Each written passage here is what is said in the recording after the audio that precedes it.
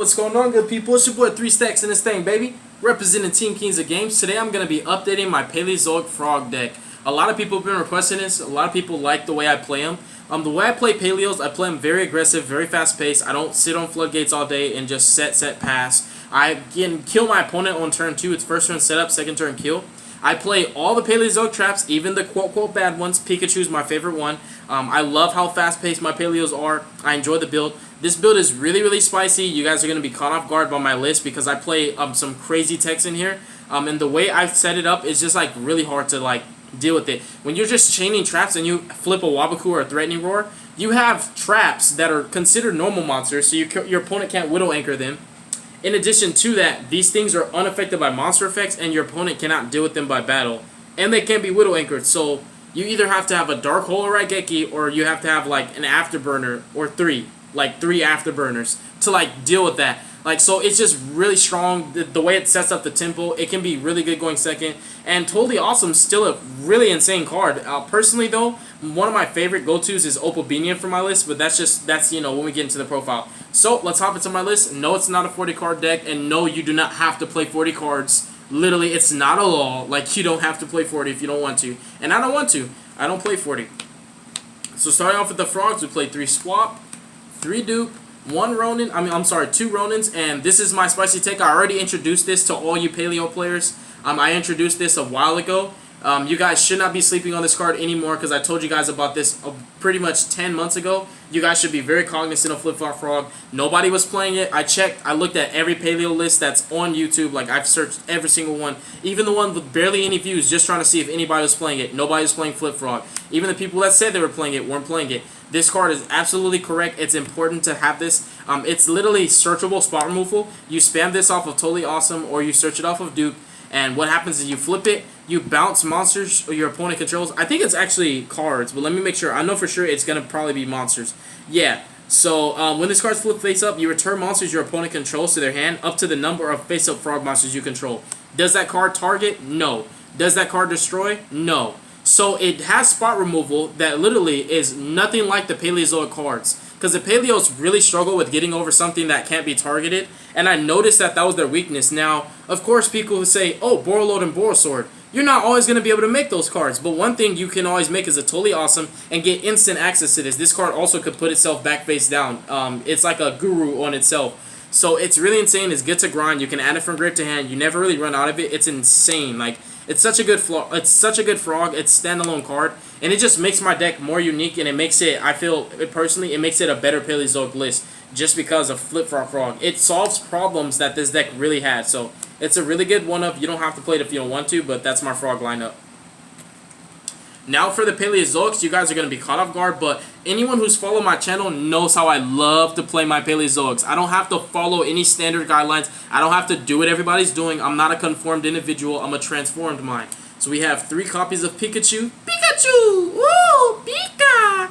Yeah, everybody's going to say this card's bad. Oh, here we go. Drop the hint comments. I don't care. We have 3 copies of Maria, second best Paleo trap. Starting up your engine. It's really insane, you guys. Like, these are the engine Paleos. Lian Chaya is really good. And I mean really good this format. It's so insane, you guys. Like, sincerely, this card is nuts. It's a 1 card Totally Awesome, even on turn 2. Like, turn 2, I'm just spamming. Like, turn 2, I can have 3 Totally Awesomes. 3 Totally Awesomes, Mr. Boy just going ham. But normally what I go for is Opabinia, Anomalocaris, and Totally Awesome. I go for 1 of each, and I keep my Paleozoic traps in hand so I can play them in hand. And then every time I go 1 for 1, I can just get that effect of Opabinia hard once per turn to get a draw. And it just net more advantage. But Lee in China is a 1 card, Totally Awesome. It's a 1 card rank 2 in the mid to late game. It keeps your frogs in rotation. I don't play Desires. I was considering playing 3 of this because this is just so good. It's really insane. So those are the engine Paleos. Now for the spot removal ones, I play 3 Dinos. I also play 3 Canadias. I know that these can be bad in certain matchups. This card's actually insane. People are playing it in a non-Paleozoic deck. That's how good it is. It's just, it's removal. It banishes. It gets cards out of there. Multi-roll, gone. Gazelle, gone. They're gone. They're not coming back. Like, it's so good. It's really insane. Servant effect. Servant to special, gone. Banish it. Get it out of here. And then we also play 3 copies of basically MST in trap form. even though this is not a paleo, I think it's better than Olenoids. Obviously, it's Heavy Storm Duster.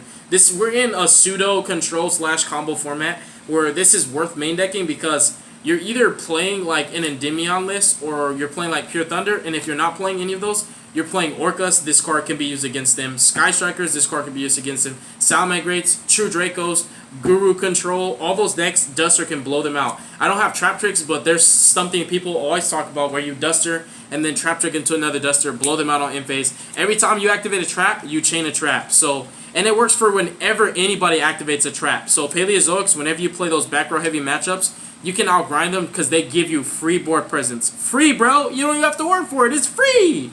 And the Altergeist matchup. Altergeist, activate Protocol, chain trap. Activate Manifestation, chain trap. What else you got? Compulse, chain trap. It's broken. Seriously. 3 copies of Hallucigenia. Oh, this is a bad card. Oh my goodness. Here we go. We have 2 copies of Eldyna. I like this card a lot too. These cards are the battle traps. I love them. When I can half your opponent's my opponent's monster and boost my own, I put my Paleozoic up to 17. So now that means even if your monster was at 34, it still can't attack because I can half your monster, chain trap, boost mine, chain trap. It's just so good. It's so good. When you have Star Boy boosting Totally Awesome to 27, then you boost him to 32. 3200 Totally Awesome ain't no joke, fam. So that's it for the Paleozoic traps. I want to open them. People are going to comment. Of course, they're going to be all negative and say, oh, this is incorrect. This is not how you play Paleos.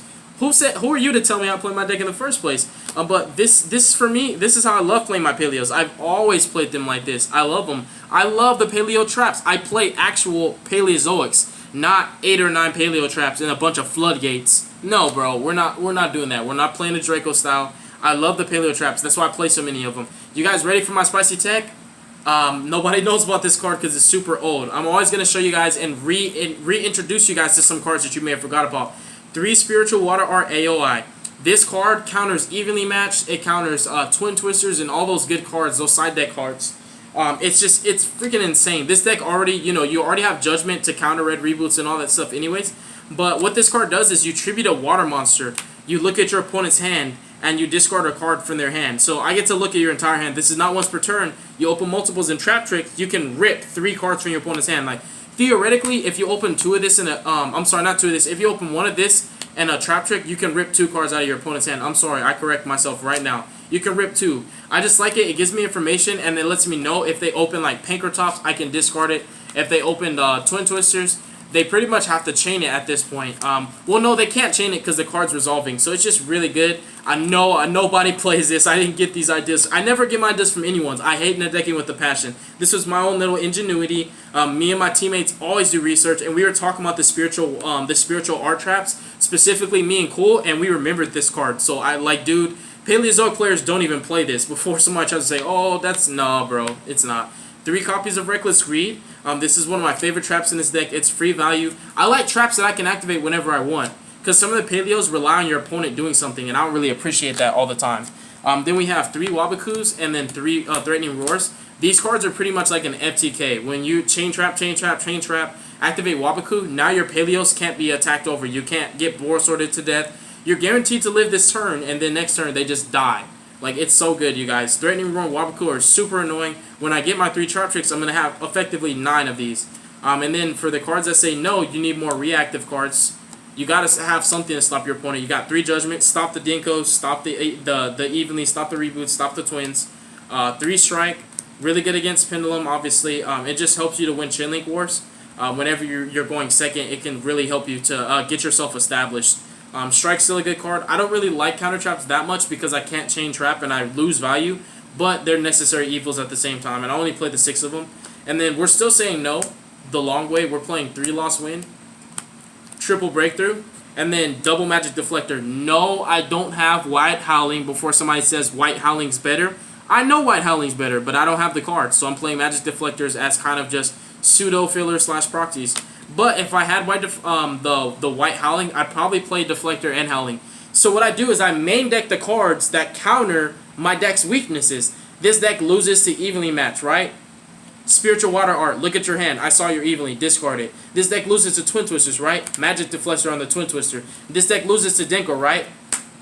Judgment on the Dinko. This deck loses to Reboot, right? Judgment on the Reboot. Does it make sense? Everything that this deck struggles with, I main deck, not side deck, I main deck the out. So this deck is really good. It's really strong. It mitigates all the weaknesses that it has. So it technically doesn't have weaknesses because it has the strengths and also the cards that hard counter its weaknesses. But the 3 loss wins, 3 breakthroughs. Breakthrough skill is such a good trap. It's so underestimated, slept on. Hasn't seen competitive play since like 2015, you guys. It's super good though. That's it for my traps. I just like getting maximum value. Breakthrough skills double negate. Lost ones a double negate. Now I'm going to go into my extra deck.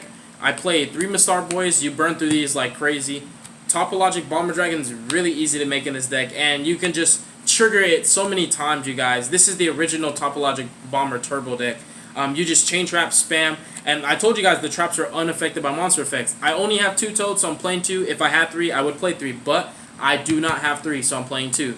But this is one of the best cards in the deck. This card, people used to cry like babies saying this card should be banned. It's still here. He's still awesome. We have 3 Opalbinia, 2 Anomalocaris. Before somebody says, oh, you can play 1 and 1, you can add them. I never kill my Mistar Boys, and Toad always either adds Toad or a Frog back. So no, I love these cards. These are literally, outside of totally awesome, these are the best cards to go into. This effect cannot be Ash Blossom. It's unaffected by monster effects. Your opponent cannot chain a monster effect to negate Anomalocaris. So when you play Pendulums and combo decks like that, they can't chain an effect to negate it. He's unaffected by monster effects. He's a Trident that's on steroids. You can draw cards every time you activate a trap. Not like every single time, but it's a 1-for-1. You get 1 on your turn, 1 on your opponent's turn. You literally just get to draw. Like, you reveal a card. If it's trapped, you keep it. You play 9 monsters and 51 trap cards. You do the math. Like, you're going to draw. So yeah, I love these cards. I love the Paleozoic XYZs. Like I said, I play actual Paleozoics. And then my rank 2 toolbox, I play Sky Sentry, Dagoso Phoenix, Cat Shark, and also Curse Javelin. You guys can argue and say play Borosword. I got rid of my Borosword, and even if I had Borosword, I still like this. I just like it. It's a really good play. It's really fun. It's really cute. And sometimes you just don't have the resources to make Borosword, because in order to make Borosword, you have to use Frogs, and you have to use Mistar Boys. You have to burn through a lot. These are easier to make because you can use regular Paleozoic traps, overlay for these. You don't have to burn through your Frogs. You don't have to burn through your Mistar Boys, and you can still kill your opponent the same way. Mistar Boy, Dagoso Emerald, Dagoso Phoenix, and Cat Shark is still an OTK. You do 1,000, 3,000, 3,000, that's 7,000. Then you do 19, that's 8,900 damage. That's game. And that's the profile too. Thank you guys so much for watching my Paleozoic deck profile. God bless you guys. Make good choices. Don't hurt your brain cells. Stay tuned for future content. You guys better remember who you got this tech from. Your boy, 3 Stacks, always and forever. I will always share my insight with you guys. I'm always going to keep you guys up to date and make sure that all my subscribers can stay ahead of the game. Pick up your Water Arts. There's no reason to not be playing the card. I, for one, forgot about it. It's an old card, so I can understand people don't remember it. There's no reason to not play this anymore. There's no reason to not play this. We are innovating Paleozoics every single time. Thank you guys so much. God bless you guys. Stay positive, all right? Peace out, baby.